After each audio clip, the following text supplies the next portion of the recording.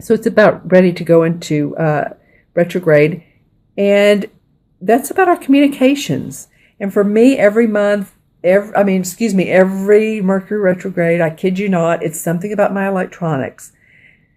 It's either my phone, my computer, my printer. And so this time it was about amping up the megabytes for my Google Drive so that I could send recorded Skypes or Zooms to my clients, video and audio. And I needed to amp that up from 15 megabytes to 100, and it was only $1.99. So to be able to continue my work with such a low expense, and I don't mean that I wouldn't have continued, but that just made it so easy. Okay, I can handle $1.99, right? And so I'm grateful for that. And so those are just, some of the things, the little things in life that seem little, but really they make a huge difference. The park, to me, that's just like, oh my gosh, I'm so excited to go every evening, or as many evenings as I can, walk and talk to people. And I'm grateful that I can continue with my megabytes. So there's so many things to be grateful for. And all I'm saying is by doing that, it helps us make this easier shift. It helps us create a life with more compassion, more understanding, to be more open, and to receive what we want and what we need in our material world. And that's what this eclipse is about. We're really going to be changing things, my friends. Okay, so I just wanted to go over that. Also, Jupiter goes into Libra on September 9th. That's about our relationships. Lots of new things that we're learning in humanity. But in the end, it's all going, not in the end, as we go. It's a journey. As we go, it will all be good. And that's another thing I do want to say. This is going to come in stages about this life purpose and changing. So just trust and know. Just trust and know. Adapt to changes. All right. Just adapt. Because a lot of people are either losing their jobs or changing jobs. And so we're going to adapt to a new way. All right, let's start with your reading, Pisces. The first card that you have come up is the Oak King. I'm trying to get the camera on that. This is the same in traditional tarot as the Hanged Man. And this card has come up. This is the third reading, and I'm a little over halfway through. So I'm feeling like this is a universal message. But I do want to say the other two times it's come up, it was in reverse. So for you all, it's straight up. And I'm feeling like this really correlates with this solar moon, new moon eclipse. To see things in a whole different light. To see things differently.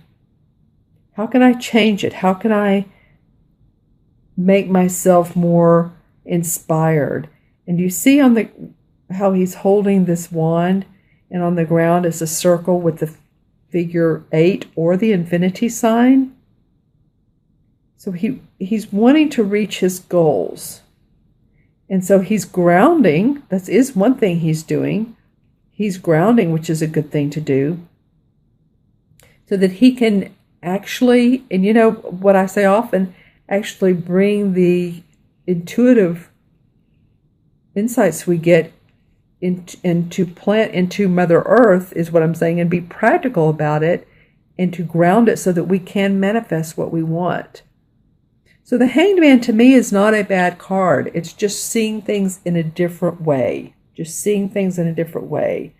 This is, to me, feels like a positive Hanged Man. He has a lot of nature around him. He has the bird. He has his horns on, so he still feels powerful. He's just looking at things of how I can do this differently. Taking a pause, meditating. Again, I was talking about meditating. That's important for you guys. The next card that comes up, I love this for you, is the Ten of Pentacles. And this is a pretty amazing card. This is about your property, your money, your finances. The Ten of Pentacles always means to me feeling great, because it's the 10. It's the finality of all the Pentacle cards. feeling great about your home, your family life, the money you're making from what you're doing. This is also a generational card. As you can see, here's an older guy, a couple, and then their younger girl. So it could be about inheritance too. This could be something that, you receive some money out of the blue. Sometimes, people pass away and maybe that this is going to happen, but this could be an inheritance. It could be winning a little bit of lottery. It might be that some of you all might want to play the lottery and, buy a ticket or two. I don't promote spending a lot of money on the lottery because of the odds, but this is a nice card to come up for you all. Okay, and let's see. Now I'm looking at how they relate to each other in the colors as well. This one is the only one that has a lot of really red and pink in it. That's nice. A lot of the others have the green. I can't wait to get to the last one. So this feels very cheery. It looks like almost cherries up here. That feels good. And moving on to the next card, that is the Eight of Wands. And usually in traditional tarot, as you know, the Eight of Wands are like 8 wands flying through the air like this, this way, but there's 8 of them. 8 of them. So, this one's different. She's sitting down in a meadow surrounded by a forest. She has all of her wands laid out and on looks like a leather cloth, feeling very proud of them. And so it's not like they're moving, but she's contemplating the great job that she's done and feeling like she's ready to add to that and to move on. So some of you may be moving into a new position, a new company that you love. You may be opening up your new business. You may be relocating, traveling. Something that inspires you, though, because the wands are about our creative inspiration and 8 is about forward movement. So something that really inspires you. That's fun. You have some. And then look at the 4th card. Oh my gosh, this is the World Tree. This is the same as the Universe, which is the last card of the major arcana cards.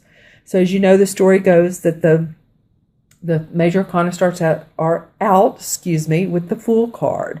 And the Fool is a child. He's on his journey. He doesn't know where he's going in life, but he has the Emperor and the Empress as his mother and father, the Hierophant school, and he, sometimes trips and falls and needs to let things go, like the Tower. There's the Lover's card. He gets married, and there's blips and good things along the way, but what comes out, the last card, is enlightenment. Is enlightenment around your intuition and what you're manifesting in the world. So as you can see, here's the moon. The moon is always about our intuition. The sun is always about our physical manifestation. And this is like the tree of life. And you're combining the two together. You're bridging the spiritual and the material together. This is an awesome card, Pisces, to come up for the 4th card. You really had some good ones. This is about taking a meditation or pause, but wow. And I feel like, a lot of you really do understand this and you get this. And I'm looking at how this card sort of goes into the tree. So as she moves forward, you're moving into abundance and light, some of you. This, of course, is for Sun, Moon, and Rising Pisces. Take a look at your moon your moon and rising sign if this doesn't make sense, but it will to some of you. Yeah, this is awesome. This is new hope, enlightenment, universal protection, angels. Look at the beautiful bird here with the sun. I love that. He's like a gorgeous bird who's opening up his wings to more creativity, more tree of life. And then the serpent here is really the serpent of life. He's wrapping himself around the tree.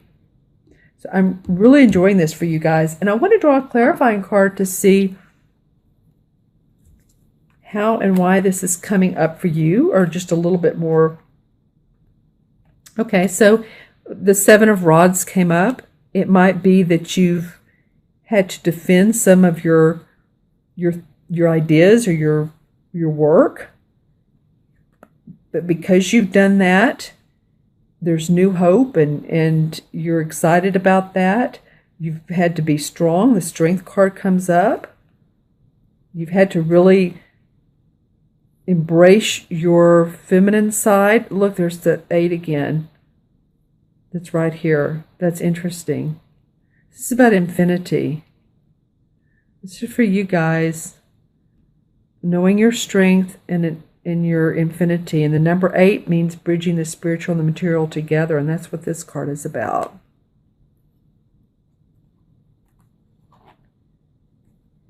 And the Page of Rods. So you've had some new creative inspiration. Awesome. Awesome. I'm going to add up the 4 original cards for you. Trying to get this straight. So here's the Oak King, which is the same as the Hanged Man. It's 12, and 10 is 22, 8 is 30, and 30 and 21 is 51, 5 and 1 is 6. In numerology, 6 is about love, family, responsibility, beauty. A lot of times, 6 life paths can be of service to others. They also love the beauty of their surroundings and their home, and decorative components and accessories, and bringing things into the home that just helps it makes it feel more luxurious and comfortable. It's also about taking care of yourself. I would like to see, since a lot of six means giving to other people, so make sure that you give to yourself as much. Go to the spa or get a massage or have your nails done, or if you're a guy, that means taking time out for yourself. Canoe trip, I don't know why that just came up, but anything that just feels like it's good, it's relaxing and refreshing.